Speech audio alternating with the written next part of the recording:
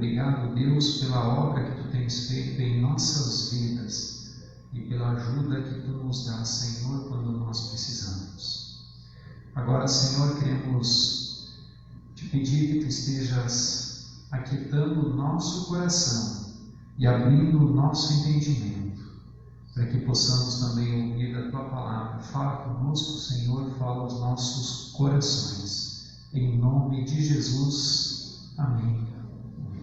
Os irmãos podem se sentar.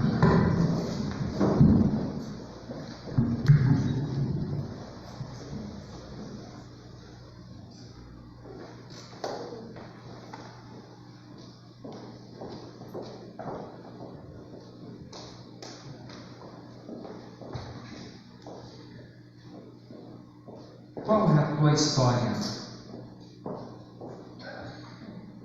Qual a história que você está deixando?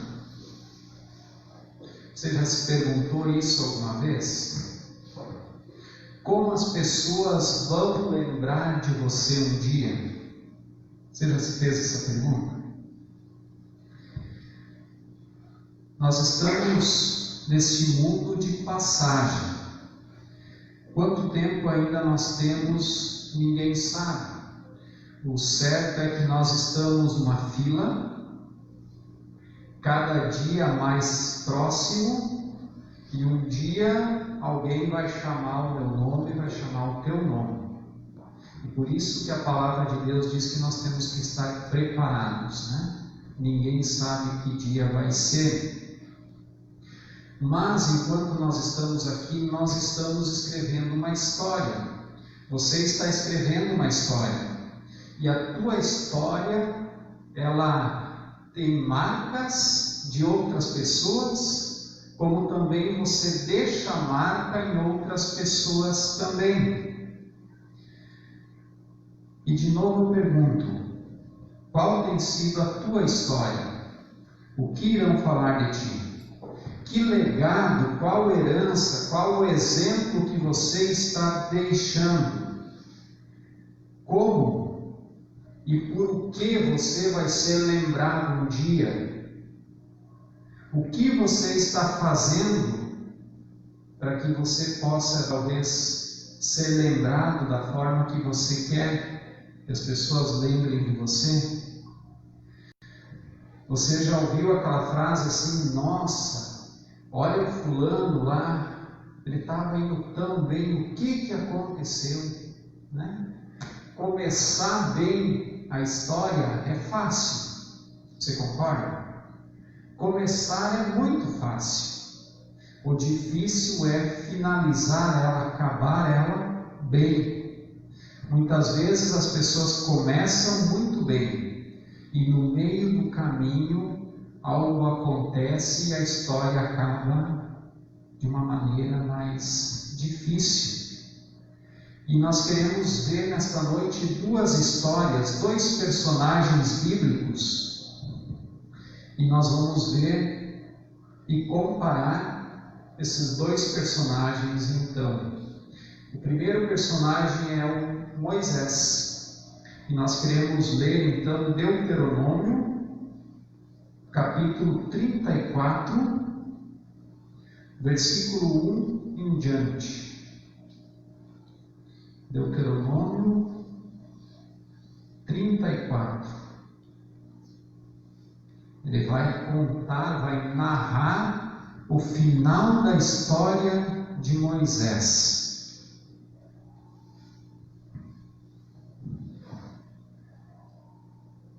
Deuteronômios 34, do 1 ao 12, diz assim, eu vou ler na minha versão. Então subiu Moisés das campinas de Moabe ao monte Nebo, ao cume de Pisga, que está de fronte de Jericó. E o Senhor mostrou-lhe toda a terra, desde Gileade até Dan, e todo Naftali, e a terra de Efraim e Manassés, e toda a terra de Judá, até ao mar último, e o sul, e a campina do vale de Jericó, a cidade das palmeiras até Zoar. E disse-lhe o Senhor: Esta é a terra que jurei a Abraão, Isaque e Jacó, dizendo: A tua semente a darei, mostro-te para veres com os teus olhos, porém para lá não passarás. Assim morreu ali Moisés, servo do Senhor, na terra de Moabe, conforme o dito do Senhor. Este o sepultou num vale na terra de Moabe, defronte de Bet-peor, e ninguém tem sabido até hoje a sua sepultura. Era Moisés da idade de 120 anos quando morreu. Seus olhos nunca se escureceram, nem perdeu ele o seu vigor. E os filhos de Israel prantearam Moisés 30 dias nas campinas de Moabe. E os dias do pranto do luto de Moisés se cumpriram. E Josué, filho de Nun, foi cheio do espírito de sabedoria, porquanto Moisés tinha posto sobre ele as suas mãos. Assim, os filhos de Israel lhe deram ouvidos e fizeram como o Senhor ordenara a Moisés.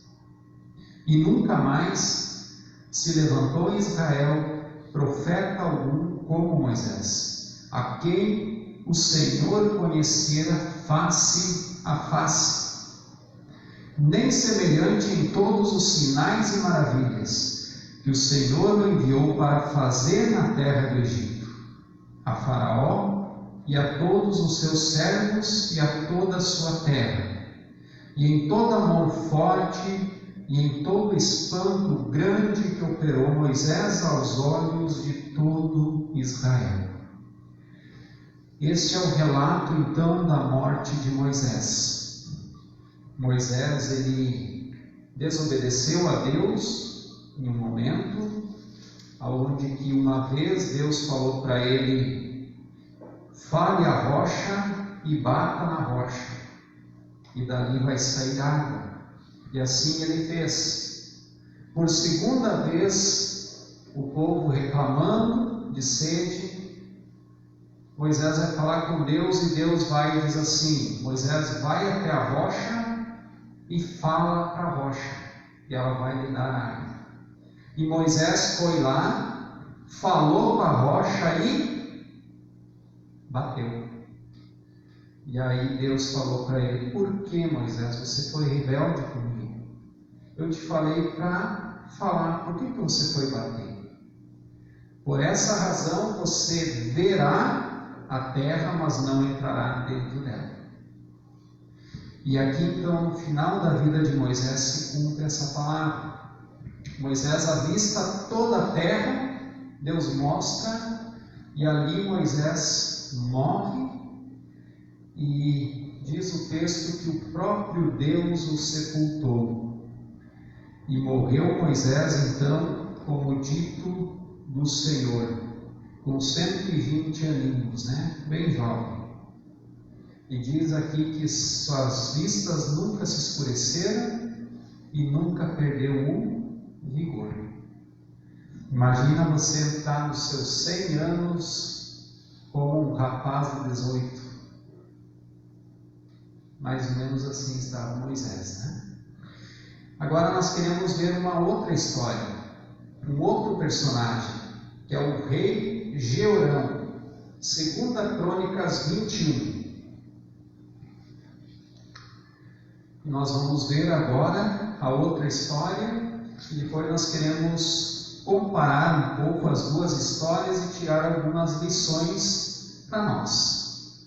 2 Crônicas 21, do versículo 4 ao versículo 20. 2 Crônicas, capítulo 21, 4 ao 20. Diz assim na minha versão: E subindo Jeorão ao reino de seu pai, e havendo-se fortificado, matou todos os seus irmãos à espada, como também alguns dos príncipes de Israel.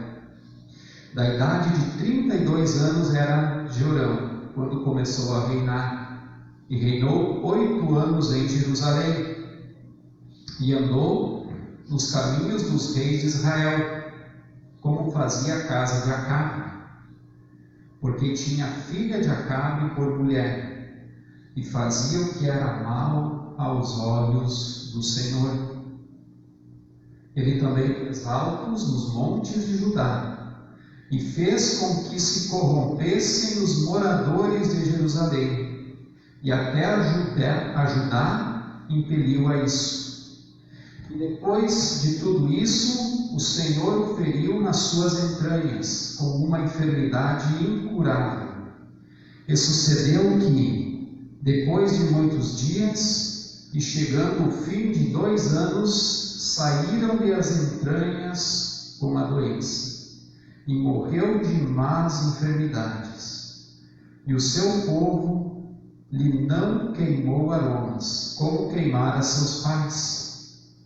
Era da idade de 32 anos, quando começou a reinar, e reinou em Jerusalém 8 anos. E foi-se sem deixar de si saudades. E o sepultaram na cidade de Davi, porém não nos sepulcros dos reis. E ele é conhecido como o rei que não deixou saudades. Nós queremos então ver aqui primeiramente Moisés, da história que nós lemos de Moisés. Moisés então ele avista a terra prometida e não entra na terra. E no versículo 4 e 5 diz que Moisés estava conversando com Deus e ali então ele morreu na presença de Deus. Diz a narração que nós lemos que Deus estava conversando com ele, mostrando toda a terra e de repente ele morreu. E eu fico imaginando essa cena, porque na nossa ótica, Moisés morreu. Na ótica bíblica, ele continuou conversando com Deus. A Bíblia diz que quando nós morremos, é um fechar de olhos para esse mundo e já abre os olhos para o mundo futuro. Moisés estava falando com Deus e ele morreu e continuou conversando com Deus. Já vai ao céu. Assim que a Bíblia ensina. Lembra quando Jesus fala do rico e do Lázaro? Diz que os dois morreram. E morreram e já estavam um no seio de Abraão, representando o céu, e o outro estava no inferno, né? O rico então no inferno e Lázaro no céu. Então nós podemos concluir que Moisés continuou conversando com Deus, né? Ele não encerrou por ali. E diz no versículo 6, então, que o próprio Deus sepultou Moisés. E o Moisés tinha então 120 anos, quando morreu. Não morremos, e aqui é uma lição que eu tiro: ninguém morre sem antes cumprir a missão dada por Deus. Se você está cumprindo a missão dada por Deus, você não vai morrer ainda. Moisés chegou ao final da missão dele, levou o povo até a terra, e a promessa era que ele não entraria. Então até ali, e ali acabou então a sua obra aqui na terra. Deus nos usa até quando Ele quer, mesmo na velhice. E aqui é outro ponto interessante. Às vezes eu converso com alguns irmãos, algumas irmãs já idosos, né?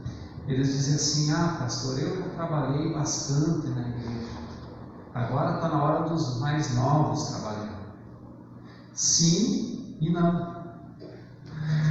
É momento dos mais novos trabalhar, mas aquela pessoa mais idosa, ela continua viva, e ela continua tendo uma missão por Deus, ela continua tendo o dom do Espírito para servir dentro da sua igreja. Ainda não é momento de parar. Moisés estava com 120 anos e era líder do povo de Israel. Você já imaginou? 120 anos. Ele podia ter se aposentado antes, né? Mas ele seguiu, ele continuou. E os seus olhos não se escureceram e não perdeu o seu vigor, no versículo 7 vai dizer, né? E aqui eu vejo o sustento que Deus dá àquele que trabalha na sua obra. Deus sustenta os seus naquilo que for necessário para cumprir os seus planos, dando vigor, dando saúde, né? Dando forças. E eu lembro do texto de Isaías 40, 29 a 31. Os irmãos querem acompanhar? Isaías 40, 29 a 31.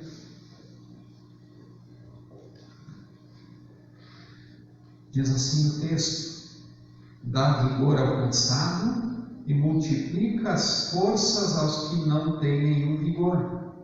Os jovens se cansarão e se fatigarão, e os jovens certamente cairão. Mas os que esperam no Senhor renovarão as suas forças e subirão com asas como águia. Correrão e não se cansarão, caminharão e não se fatigarão. Você confia no Senhor? Diz que aquele que não confia no Senhor pode até ser jovem, mas a força vai sair. Diz que vamos cansar e se fatigar, mas diz que aquele que espera no Senhor, esse vai renovar as suas forças.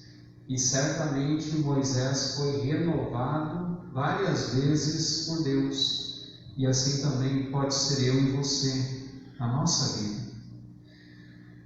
No versículo 8 vai dizer que Israel pranteou a morte de Moisés por 30 dias. O povo amava Moisés, esse era um ato de quem o povo tinha estima. E Moisés também amava o seu povo. Isso é recíproco, né? Não tem como você amar um governante que te maltrata, né? Por outro lado, aquele que governa bem, aquele que conduz bem, é amado pelo povo. Aquele que ama é amado, né? No versículo 9 também, é interessante que Moisés instruiu alguém para deixar o seu lugar. Diz que Josué assume porque Moisés impôs as suas mãos sobre Josué. A pergunta que eu te faço: você tem preparado alguém para pôr no seu lugar?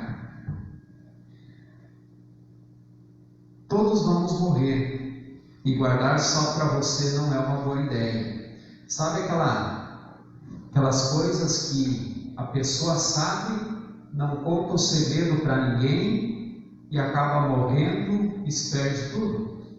Desde uma receita até talvez outras coisas. Você conhece alguém assim?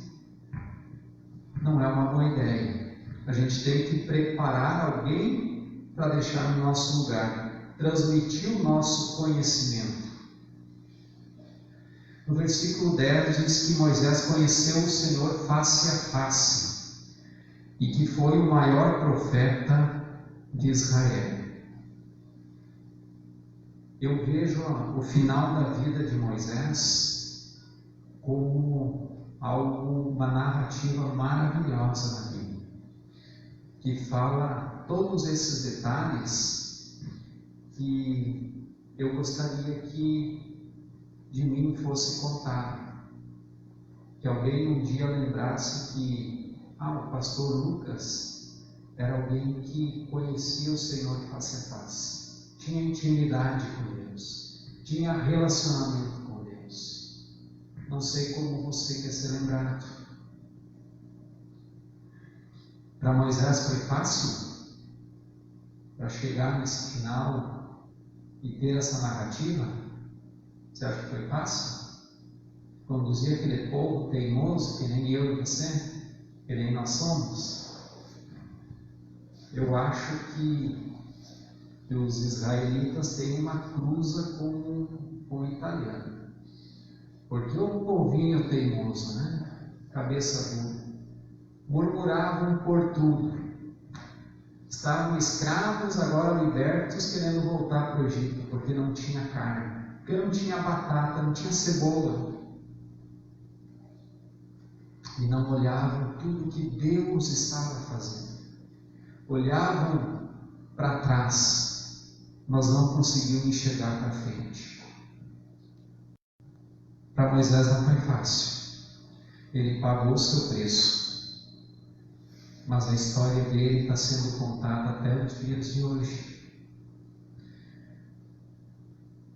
Agora, contraste então, como nós lemos do rei Jeorão.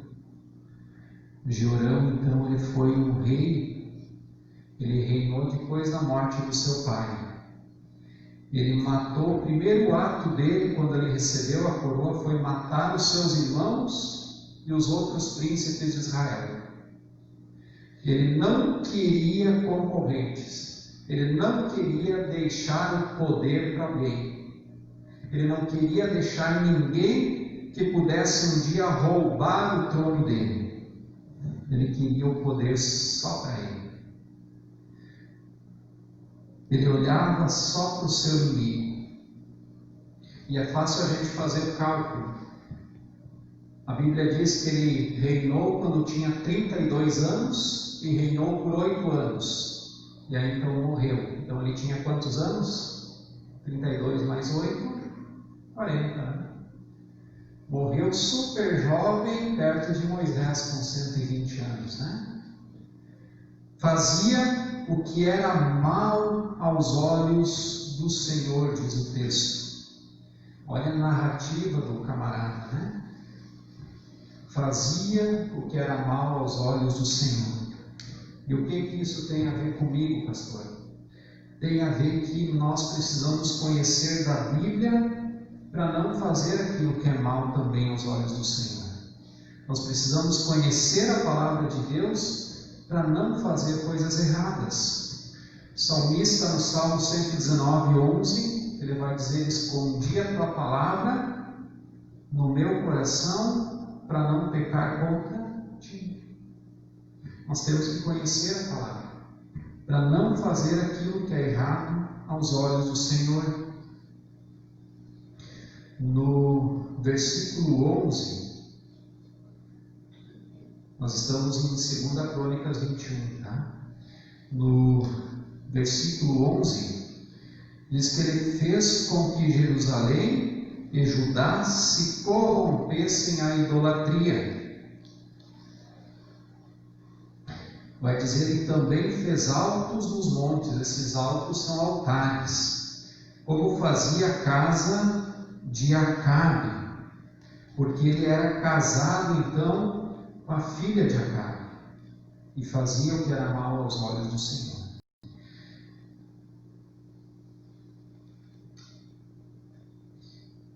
Ele fez com que o povo todo caísse em idolatria. E aqui vem um grande alerta para nós, algumas coisas para a gente pensar. Quando eu sou mau, eu exerço uma má influência também para aqueles que me cercam. Ele foi idólatra e fez com que o povo todo também pecasse. Agora, a pergunta que eu te faço: você é idólatra? E aí talvez você vai dizer assim: não, pastor, eu não sou. Agora eu faço outra pergunta: você sabe o que é idolatria?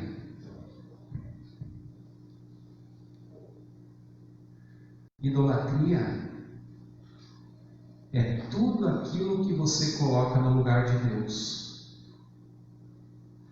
Tem gente que coloca o trabalho em primeiro lugar, não Deus. O trabalho toma o lugar de Deus. Isso é idolatria. Quando eu coloco a minha família na frente de Deus, é idolatria.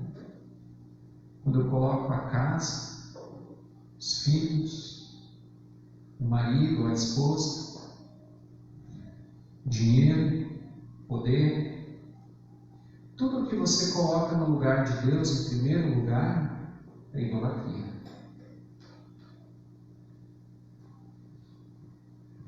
E aí eu pergunto de novo: você é idólatra?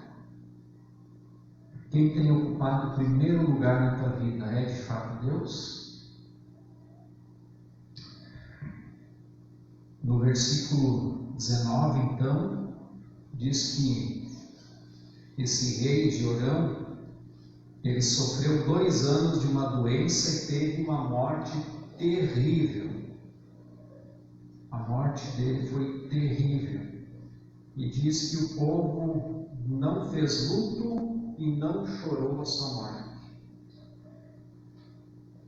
Lembra Moisés? 30 dias de luto, 30 dias pranteando, chorando a morte de Moisés. Agora aqui parece que soltaram foguetes, né?